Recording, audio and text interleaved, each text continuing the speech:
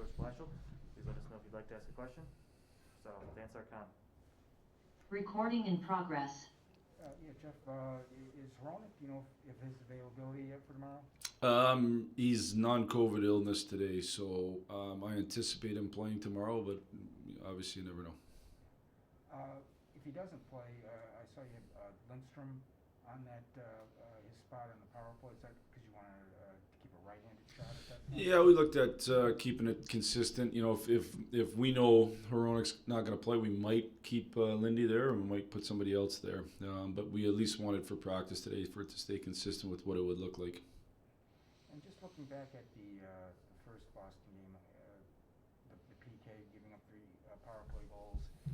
Since then, I mean, pretty much except for a couple of games, the Tampa game and the Boston game has been pretty solid. Just what do you think you do differently against Boston tomorrow?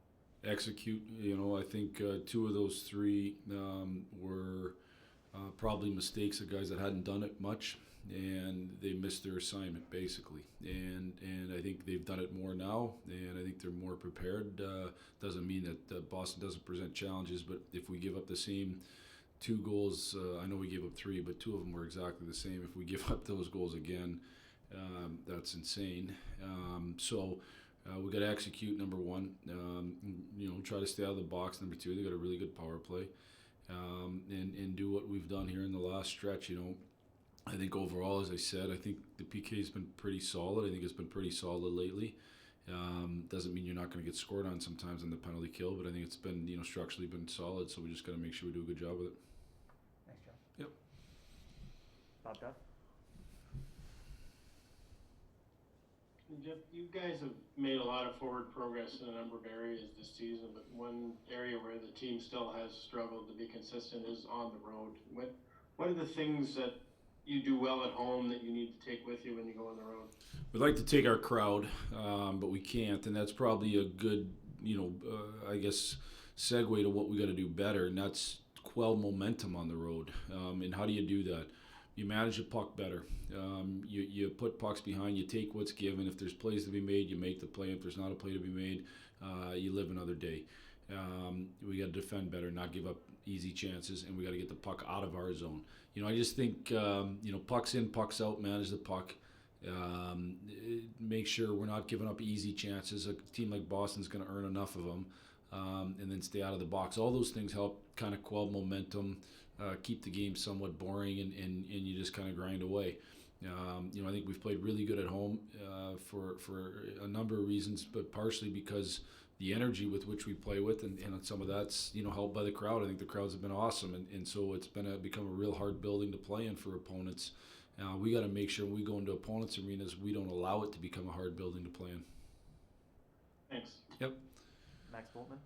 Hey Jeff, with the Larkin power play unit, I think I've seen him and Raymond kind of switch flanks at various times throughout the year. Like, what are you going for in either of those 2 alignments? Like, what kind of decides on a given night which way you want to go? When they're on their, what I would call, I guess, strong sides, their normal hands, it allows you to create a little more downhill momentum with the power play. It's a little less stationary, a little more downhill. And so when we've struggled, we've tended to go back to that at times.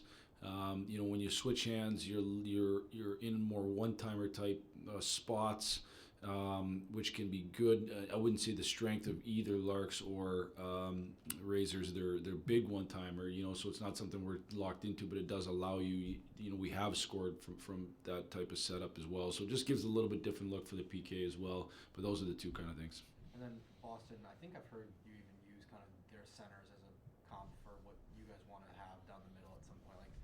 Like, how active are you, I guess, in kind of picking out a team and saying, like, this is how we want it? Obviously, like, their top line, they have a really good 2-way center, hard and skilled winger, not to compare anybody to Marchand, but Yeah. and then they have got a really elite score. Like, how direct do you kind of make those comparisons? I would only, with young players, sometimes we pick out, specific players and just talk about, that's someone to kind of emulate. And if that's somebody on our team, great. And if it's somebody around the league, great. And you kind of learn from them.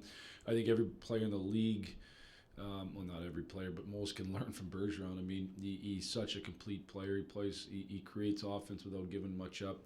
Obviously both wingers are extremely good players, really good players too. But I also think when you have a center that is as complete as he is. It allows those wingers at times to cheat offensively, and when you do it when it's successful, you kind of call it anticipating, because he's just such a good center. So I think we haven't tried to emulate a line or emulate a team, but certainly with some young players, we've looked at specific guys. I guess, like, is that top line that they have there, though, something that your top line could kind of aspire to be with their playing styles?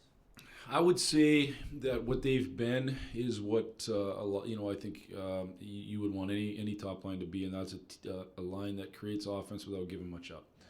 And I read somewhere, and I don't know this, but the Johnny Gaudreau line in Calgary, they've I don't know if they've given up a goal yet or something like that. Like, that's what, and look out, they've won a bunch. Like, that's what you do when you win a lot, is you don't give much up and you create. So certainly it's a line that I think our whole team can look at and say, let's play efficient hockey like they do.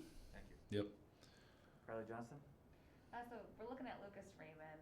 I know it's just a sample size, we've been saying that in the past 22 games that he's played in the NHL, but when he keeps hitting milestones that none other than DeKeyser have hit himself, is that a good indication of what we're going to see for years to come?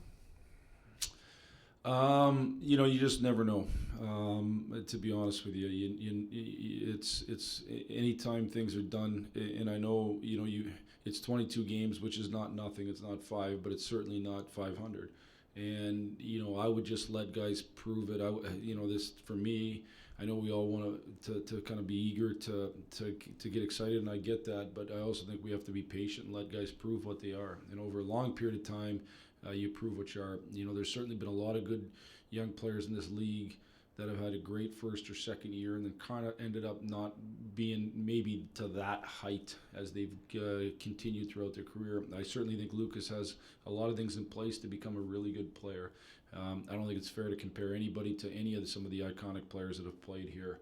But I think he's got a chance to be a really good player, but he's got to prove it on a night-to-night basis. And if we sit here after the season and he's hit a whole bunch more milestones, then it gives you more reason to believe that's what he is. But I wouldn't say that a player is what he is until he probably reaches age 24, 25, and now you really know what he is. What is he in the NHL? He's had enough opportunity to play. You stop talking about potential at that point. You start talking about this is what the player is. Awesome. And something we've been looking for is secondary scoring, and how nice has it been able to see that, get that in the mix over the past couple games? Yeah, I think it's it's critical for us. We I think part of the process that we're learning is how to be a good team offensively while playing good defensively. And that's again when I go back to the question about the Bergeron line.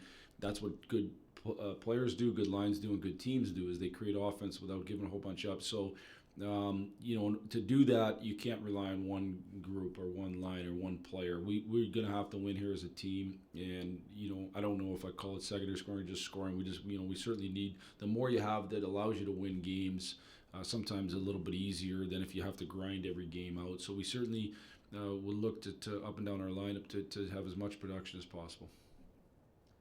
Last question, Ted Colton. Hey Jeff, could this be a little, I know it's game 23 like you said or whatnot, but a little bit of a litmus test tomorrow night?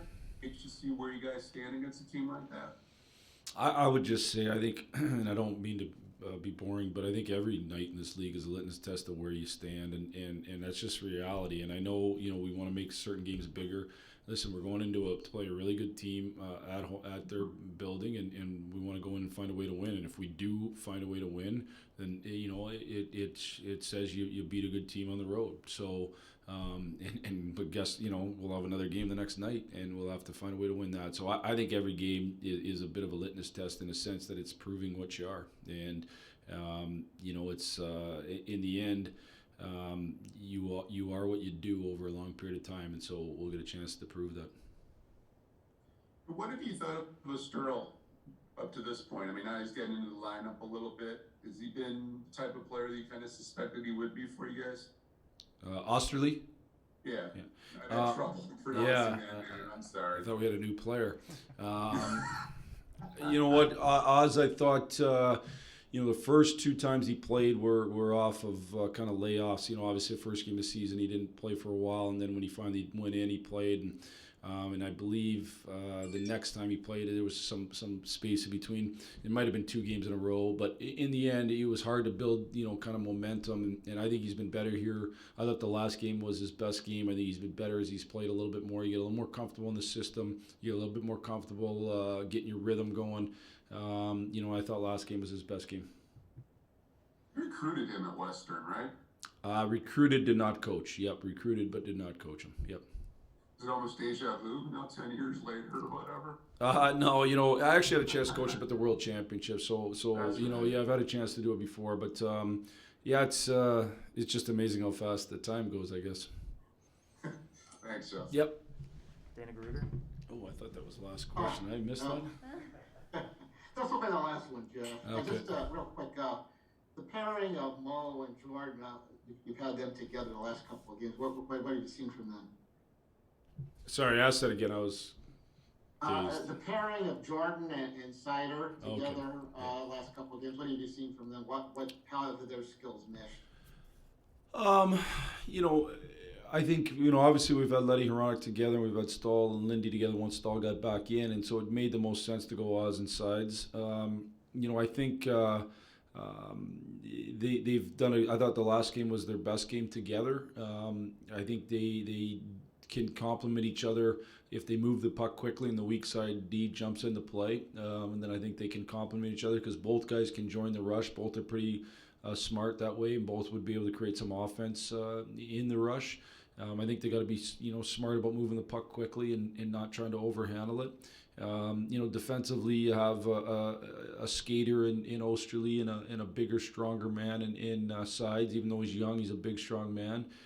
So it kind of gives you a little bit of a skater with a bigger player. So there's a good match that way. So I think Osterley and Danny DeKeyser aren't the same, but they have somewhat similar skill sets, and so we hope that would allow some chemistry between Oz and Sides right away, moving from the pairing of Danny and Sides. Thanks. Yep. That's it for us today. Thanks, everyone.